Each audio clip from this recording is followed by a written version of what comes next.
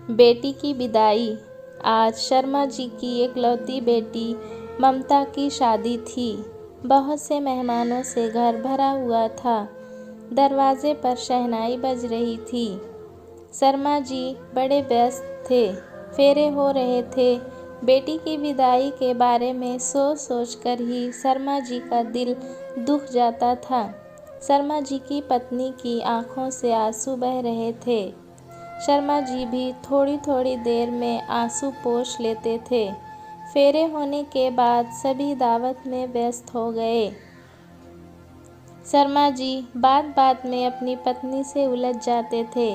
Party में बस शर्मा जी हर किसी से यही कह रहे थे कि आज उनकी बिटिया के जीवन का सबसे अच्छा दिन है।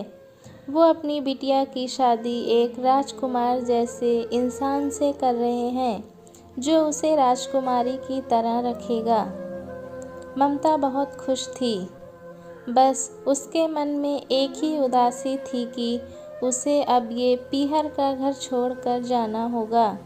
उसे पता था कि उसके पिता की वो सबसे बड़ी कमज़ोरी है। वो कैसे उसके बिना रह पाएंगे। एक और बात थी जो उसे बहुत परेशान कर रही थी। उसके माता पिता का आपस में बार बार हर दूसरी तीसरी बात में लड़ना वो सोच रही थी। तभी उसके मन में एक विचार आया। दावत करीब ख़त्म होने पर थी। थोड़ी देर में ही विदाई की रस्म थी। ममता स्टेज पर पहुंची और उसने माइक पर सबको संबोधन करना शुरू किया। आप सभी का धन्यवाद कि आप लोग यहाँ आए। मेरे पिताजी और माताजी का आप सभी ध्यान रखना, क्योंकि मेरे जाने के बाद वो अकेले हो जाएंगे।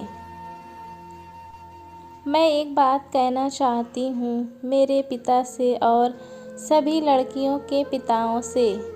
आप हम लड़कियों को बड़े प्यार से पालते हैं और शादी करते समय यही चाहते हैं कि हमें पति के रूप में कोई ऐसा इंसान मिले जो हमें राजकुमारी की तरह रखे और ऐसी ज़िंदगी दे जिससे आँखों में आंसू कभी ना आए। सभी ध्यान से ममता की बातें सुन रहे थे।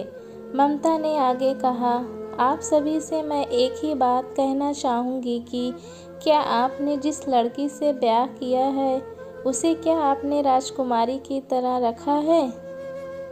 उसके साथ लड़ने झगड़ने में जीवन गुजारने के अलावा क्या आपने उसे वो सारी खुशियाँ दी हैं जिनकी कल्पना उनके पिता ने आपसे शादी के वक्त की थी, या जैसे मेरे पिता इस वक्त मेरे लिए कर रहे हैं, या दूसरे पिता अपनी बेटियों के लिए करेंगे। हाल में सन्नाटा छा गया था। ममता की माँ की आंखें मानो बारिश बरसा रही थीं। हाल में मौजूद कई स्त्रियां रो रही थीं और पुरुष चुप थे। शर्मा जी का सर झुक सा गया था। ममता ने फिर कहा, अभी भी समय है। मेरे जाने के बाद या आपकी बेटियों की विदाई के बाद आप उस औरत के साथ वही व्यवहार करिए जो आप अपनी बेटी के साथ उसके पति या ससुराल के द्वारा होते देखना चाहते हैं। इससे उन औरतों को उनका खोया हुआ मान मिलेगा और आप सभी को जीने का एक नया सहारा मिलेगा। बस मेरी इतनी सी बात मान लीजिए, यही मेरी सच्ची विदाई होगी। ये कहकर ममता नीचे आ गई। उसकी माँ और पिता ने उसे गले से लगा लिया। सारा हॉल तालियों की गड़गड़ाहट से गूंज गया था। एक बेटी ने अपना हक अदा कर दिया था।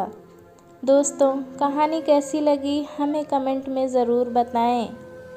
चैनल पे नए हैं तो एक लाइक और सब्सक्राइब करना ना भूलें।